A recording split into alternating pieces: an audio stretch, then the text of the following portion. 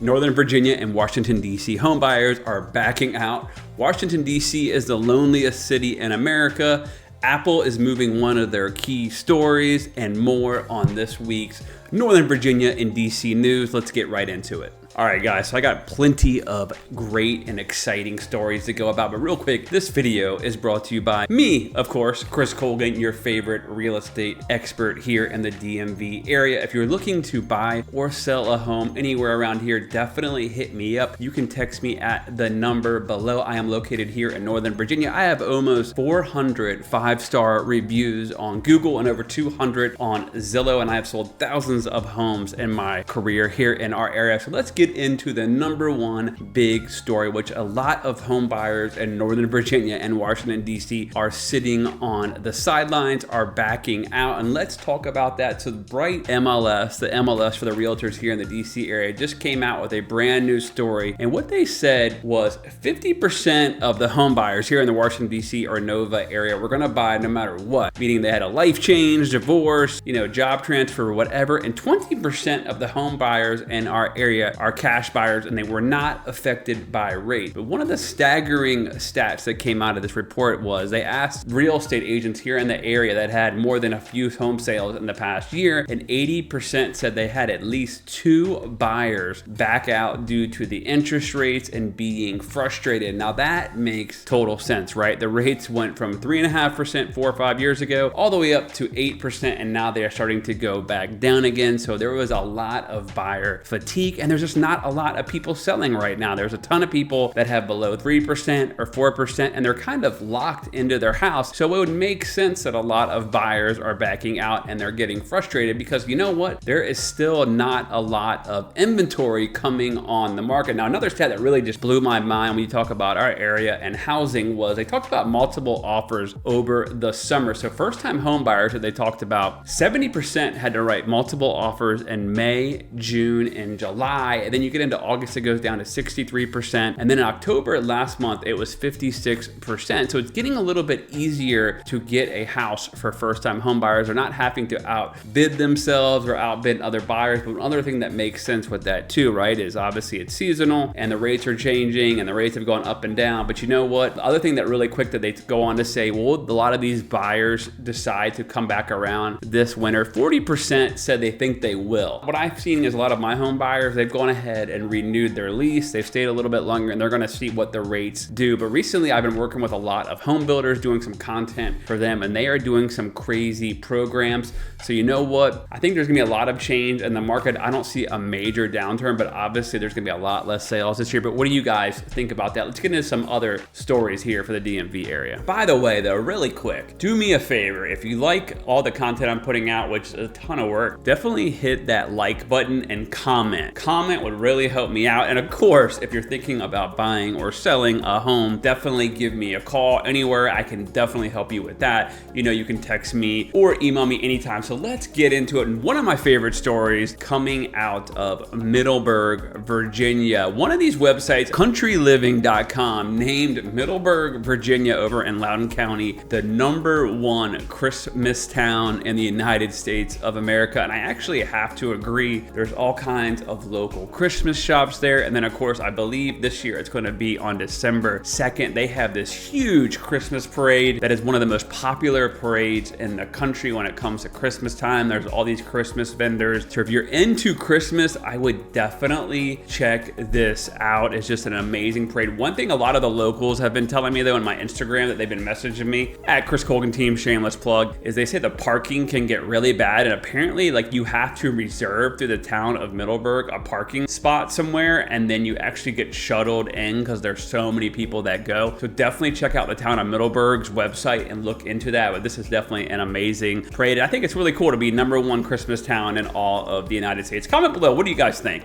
Kind of a funny story, something that really cracks me up because this actually happened to me. If you've ever been driving around in Washington, D.C., or if you live in D.C., of course, they are infamously known for having all these traffic cameras. Well, apparently they're not doing a good job job collecting all the money that is owed, and a Maryland driver racked up $186,000 in traffic violations from speeding around DC, and they've never been able to capture them or get them to pay the fine or been able to put one of those boots on their car. But that is just unbelievable to me. $186,000 owed by one person from Maryland to Washington DC in speeding tickets. So what do you guys think? Is that truly insane? And apparently they're just doing a terrible job at collecting all these tickets, and they're trying to figure out what to do. But right now, as you can tell if you have been watching the news, there's just been a lot of stuff going on in DC, and things seem to be a little hectic. But this driver owes somewhere around 300 tickets or something like that. It's just unbelievable. I would just never drive there again. What do you guys think? Okay, this story right here I thought would be really amazing and it would be great news, but then a bunch of the locals and staffers got really upset about it. So Buc-ee's, those huge gas stations that are 120 pumps and 50 Tesla charging stations and full-fledged grocery stores. The first time I posted some rumors about them coming here, and they actually already have bought some land. One's by Richmond and then one's down by JMU University. They're not built yet, of course, but they bought some land down in Stafford, Virginia, right by the Embry Mill neighborhood, which is a beautiful neighborhood, really huge neighborhood with a lot of big houses, big townhouses, tons of community amenities. Well, right off 95, there's a rumor that came out from PotomacLocal.com, thanks to them for breaking the story, that Buc-ee's is looking to put a location there, which would make sense. It's right off 95. Well, I posted about this on my Instagram, and people in Stafford were furious, and on Facebook as well. They said they don't want it, and honestly, I was really shocked. They said it would cause a lot more traffic and kind of ruin the neighborhood. I do feel like Embry Mill is a little bit further back off of 95, but let me know what you guys think. Do you think you would visit one of these Buc-ee's, or do you think you're mad that they're gonna be coming off 95? I think at this point, 95 is a mess no matter what you do, right? So there's nothing that I think Buc-ee's will change, help, or hurt that situation, but I was shocked at all the blowback it got. But I definitely think this is a really cool story. Someone else commented, they asked me why I don't think there has been any announcements about Northern Virginia lately. One thing you gotta keep in mind, when you're talking Prince William, Loudoun, and Fairfax, you're talking $1 million an acre at least to buy commercial land due to all the data center money. So that may be why, but I would imagine Northern Virginia will be in their future at some point, but as of right now, no announcements. Another cool story that flew under the radar.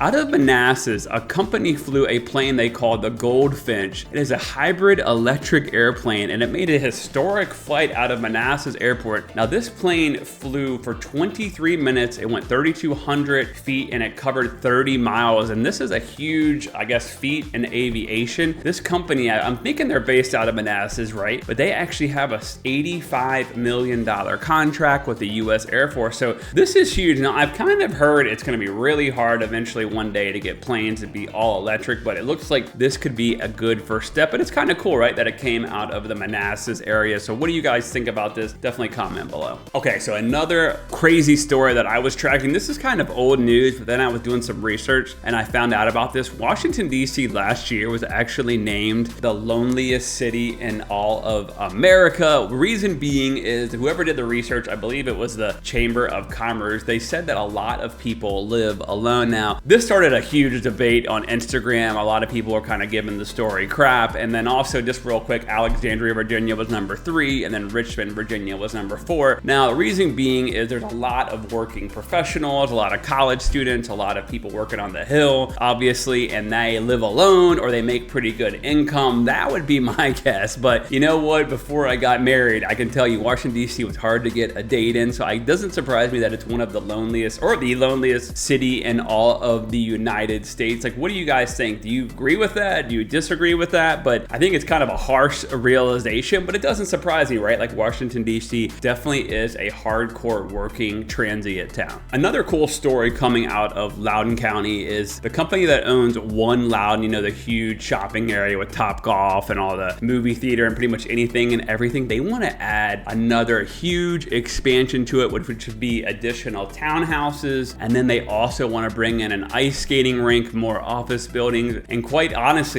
almost double the size of One Loudoun and this huge expansion. Now, apparently this had been in the works for a long time, but then due to COVID, they kind of stopped it. But now it looks like they're putting the plans through. The Washington Business Journal first reported this, and it kind of has been a big story in the area. They're going to call it Uptown if it ends up going through. Now, to me, it kind of reminds me of Reston Town Center, right? You already have the ice skating rink and all those type of amenities. But I definitely think One Loudoun is a huge attraction. There's a lot of housing there. It can get really expensive. I've certainly sold some houses over there, but it's a really popular area. I know people from all over DC and Maryland drive there to go there on the weekends, and there's just a lot of things to do. So I definitely don't see how this could hurt One Loudoun. If you live over there, I want to know what you guys think there. Do you think this will cause more traffic? Now, they do say in the article they plan on building 2 huge parking garages, which I definitely think will help, but any more amenities over at One Loudoun I think will be huge for the area. All right, so a big story coming out of Washington, D.C. if you're into going out to eat. We have 2 new Michelin star restaurants, which adds to 25 to the area, which I didn't even know about. But one, and forgive me if I torch these names, is a Peruvian fine dining restaurant called Causa, and then an Indian restaurant called Rania. I'm sorry if I got that wrong, but anyways, 2 brand new Michelin star restaurants, and then of course one of the most highest rated restaurants again was Little Inn of Washington, located in Virginia. I've been to that place before, and trust me, you definitely want to bring your credit card. It's like a minimum of $500 to eat there. I don't know what I was thinking, but anyways, that's some huge news. Right now we have 25 Michelin star restaurants in our area. Congrats to those restaurants. Let me know in the comments below, are you guys into going into these expensive restaurants and eating, and what do you guys think of the new food scene here in the DC area? All right, one thing that did not surprise me, because it drives me absolutely insane, and part of the reason I don't go out to eat as much anymore, and I have a lot of friends in the restaurant industry because it's kind of a frustrating thing, but Clyde's restaurants, which are great restaurants, there's a bunch of them in the Washington DC area, well, they are actually getting sued now by an advocacy group called Travelers for charging a 3.75 surcharge. Now, in the lawsuit, they allege that that's actually not allowed in Washington DC, that you actually have to say what it's for, and they don't really say where it's going. And I guess a lot of people have been upset and have been complaining, and they're saying, hey, what is it for? Is it going to the staff? Is it going to the waiters and waitresses? Is it just going into the restaurant's pocket? The restaurant says they have every right to charge it, and they say it's for rising food costs and inflation. But what do you guys think? I mean, I think it's kind of unfair, right? Like, you go to a restaurant and then you sit down, you get the bill, and then you see an extra 3.75%, and then more than likely you're not going to tip as much, right, to the service, the house waitress or waitress, you know what I mean? And I think part of the problem is there wasn't a lot of transparency, like it wasn't listed on their menu, and I think that's what's going to get them in trouble. But have these junk fees like really upset you guys? I know it's been a huge problem in the travel industry, and now it's looking like it in the restaurant industry as well, but Clyde's finds himself in a huge, antitrust lawsuit. So what do you guys think?